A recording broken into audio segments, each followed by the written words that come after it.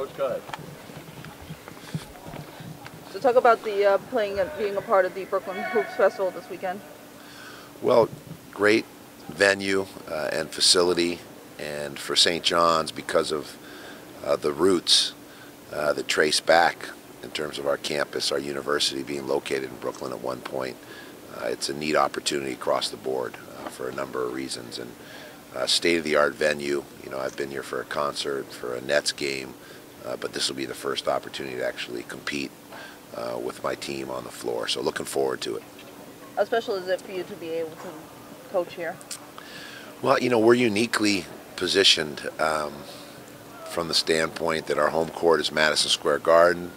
We also have Carnesecca on our campus, and now with Barclays, on occasion we can come over here and play a game. So I think it's a great opportunity for our basketball program, for our players, and also our fans to be able to see our team compete in different venues in the tri-state area.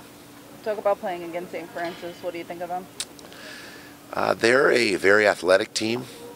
They're quick, dangerous off the bounce, and I like their length and their athleticism. So they'll cause some matchup problems for us. And they played Boston College very tough on the road at Boston College. They had them down 9 points in the second half, and they were fortunate, Boston College was, to be able to come back there and get the win. But they're a very formidable opponent, and of course they're going to have a lot of fans here in their backyard. Just talk about your team. I know it's early in the season, but how do you like what you've been seeing so far? Yeah, we knew coming into this season, being that it's the youngest team in school history and the youngest team in the country, that there are going to be some growing pains, and it's a process, and there's no magic wand or flip of the switch that can accelerate the maturation process. So it's just something we have to on a daily basis address, which is playing a sustained level of basketball at both ends of the court, elevating our play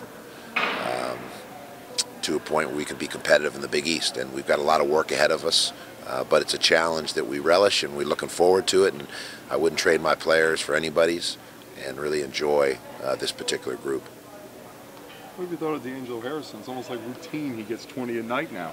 Yeah, D'Angelo's offensively a very gifted player, and so we're pleased, with his performance. And yet there's still areas where he knows he needs to improve, and we're looking for him to continue to grow his game as a playmaker. And when teams load up on him in terms of putting extra defenders on him, he's got to recognize that and become more of a facilitator. But we still want him to be aggressive and to put his eyes on the rim with every catch.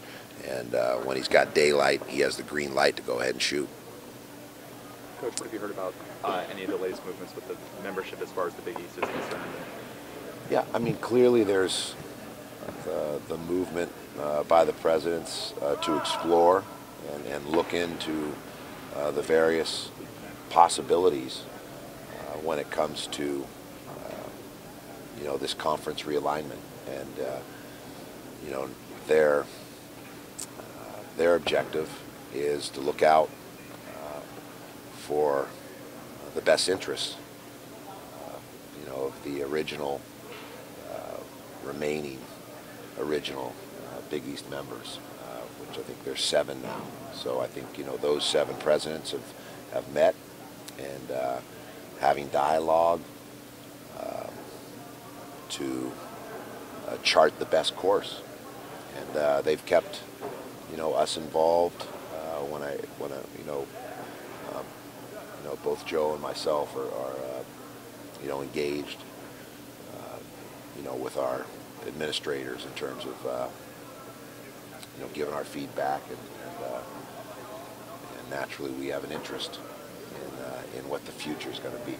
Was this kind of this announcement or this news very surprising to you that the basketball school? Along the way, we've had discussions with Father Harrington, with my athletic director, with the team of people at St. John's, when conference realignment started to take place a couple of years back. There was a good conversation or dialogue with the administration or the brass at St. John. So this is a kind of a new, most latest update that's out there, being talked about. But really, there hasn't been anything that's caught us off guard in terms of the conference realignment. It's one of the realities of big-time college athletics, and so it's not as though when you wake up you're any more surprised than you were 3 months, 6 months, a year and a half ago. It's kind of part of the culture now, and so what we have to do is obviously continue to give feedback, give our input, but the presidents are the ones that are going to determine or chart the course for the future of St. John's aspirations in basketball.